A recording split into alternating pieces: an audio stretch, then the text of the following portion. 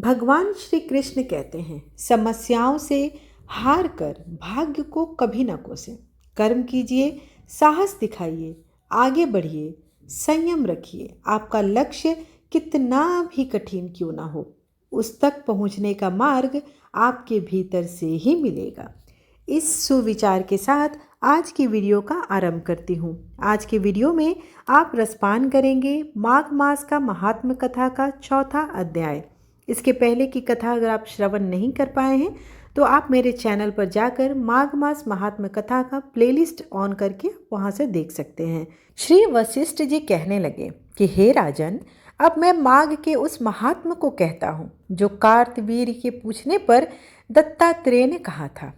जिस समय साक्षात विष्णु के रूप श्री दत्तात्रेय सत्य पर्वत पर रहते थे, तब महिष्मति के राजा सहस्रार्जुन ने उनसे पूछा कि हे योगियों, मैं श्रेष्ठ दत्तात्रेय जी, मैंने सब धर्म सुने, अब आप कृपा करके मुझे माघ मास का महात्म कहिए।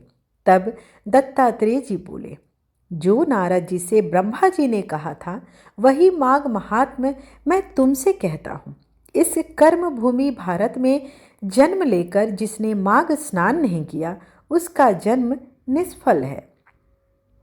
भगवान की प्रसन्नता, पापों के नाश और स्वर्ग की प्राप्ति के लिए माघ स्नान अवश्य करना चाहिए। यदि यह पुष्ट व शुद्ध शरीर माघ स्नान के बिना ही रह जाए तो इसकी रक्षा करने से क्या लाभ।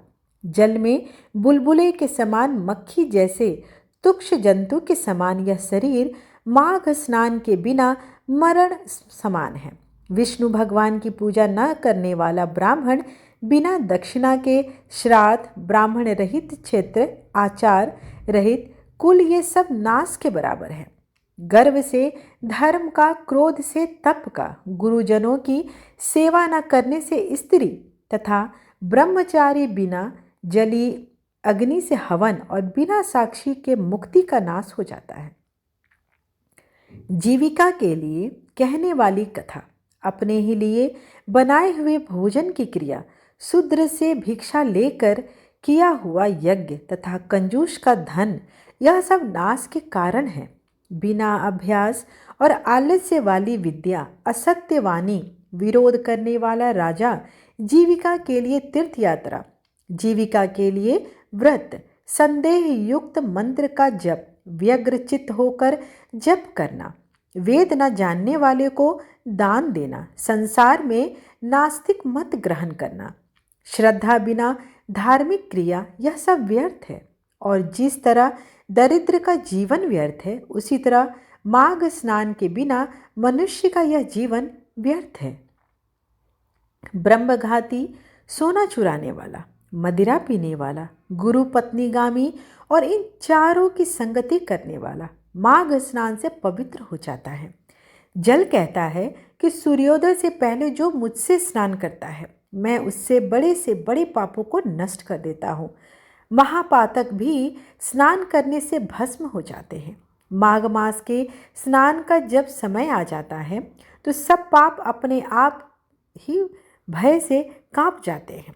जैसे मेघों से मुक्त होकर चंद्रमा प्रकाश करता है, वैसे ही श्रेष्ठ मनुष्य माघ मास में स्नान करके प्रकाशमान होते हैं।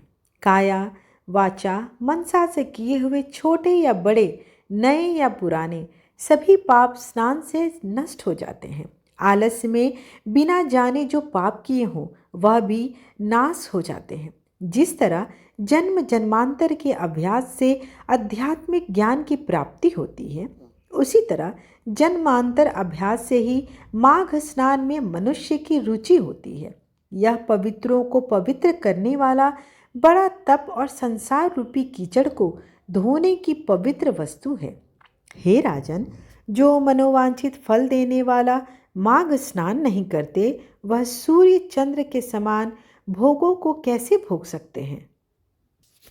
इस प्रकार माघ मास महात्म कथा का चौथा अध्याय यहीं पर समाप्त हुआ। आशा करती हूँ आपको कथा अच्छी लगी हो।